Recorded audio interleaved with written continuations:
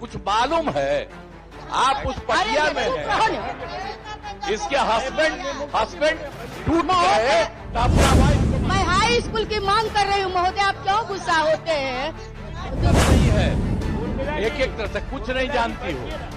अरे यही लोग बना दिया है तो तू लोग का कौन महिला का? सब आप बैठे आप मेरी बात सुनिए।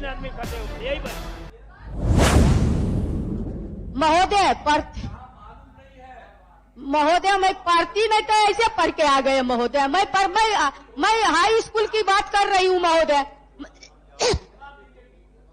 मैं हाई स्कूल की मांग कर रही हूँ, मैं हाई स्कूल की मांग कर रही हूँ महोदय, आप क्यों गुस्सा होते हैं महोदय? आप हम जवाब दे रहे हैं। नहीं रुकिए एक मिनट महोदय।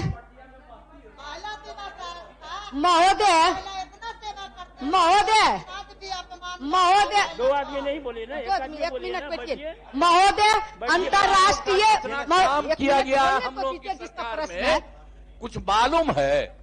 आप उस पटिया में हैं, इसके हस्बैंड टूट गए तो अपना वाइफ को बना दिया। अरे ये सब कोई मतलब है जी? जो हुआ है आई लोग भी बनी हुई तो कोई महिला के लिए की है? ये सारा का सारा काम महिलाओं के लिए कितना हुआ है मालूम है?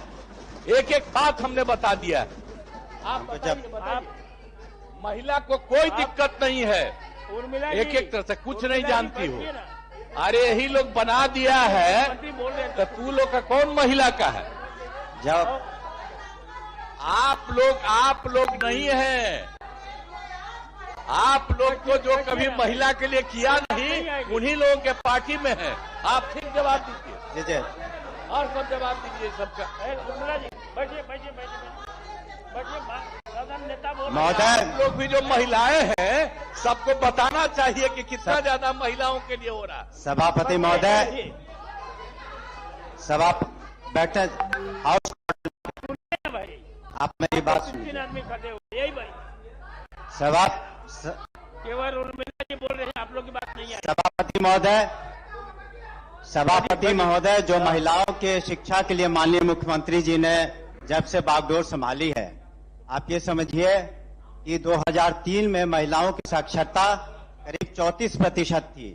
2024-23 में साक्षरता 76% है। आपने बोला तो दूसरे को भी आप जवाब देने का मौका दीजिए। आप जवाब सुनना नहीं चाहते? आपका भी जवाब हम देंगे, सुनिए। 2003 में महिलाओं की साक्षरता करीब 34% थी और जब पुनः सर्वे कराया गया 2023 में तो वो 74% थी। दूसरे कि जो बजट का आकार था 2005 में वो करीब 1500 करोड़ था और आज आपने देखा होगा पिछले साल भी 50,000 करोड़ से ज्यादा था, इस साल भी 60,000 करोड़ से ज्यादा है।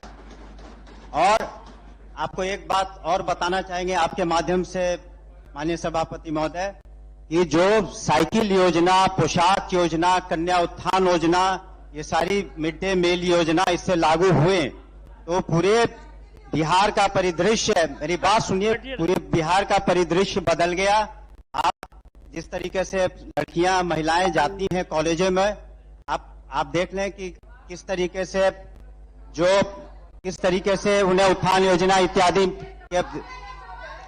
दूसरी बात है कि आप सुनिए तो बोलिएगा ना, आप सुन नहीं रहे। ये जो +2 हर एक पंचायत में लाया गया, उसका यही मकसद था। इस क्वेश्चन को रहने दीजिए, अभी लोग बढ़ नहीं, ये लोग सुन। और 144 पर निवेदिता थी, श्रीमती निवेदिता सिंह। मैं एक विषय यहाँ माननीय सभापति महोदय, उत्तर आ गया है। हाँ। लेकिन मैं माननीय मंत्री जी यहाँ उपस्थित हैं तो एक दरभंगा का विषय मैं यहाँ बोलना चाहूंगी। आज जिस तरह से महिलाओं का विकास, माननीय उर्मिला जी आप सदस्य हैं, अगर मंत्री जी कुछ बोल रहे हैं तो उसको सुनने की भी कोशिश करें। आपका जो प्रश्न है उसका जवाब भी आएगा, उसको धैर्य पूर्वक अगर सुनेंगी तो सदन का जवाब सुनना नहीं चाहते आप? मेरे प्रश्न का जवाब आ चुका है। आप बैठिए, उर्मिला जी बैठिए ना।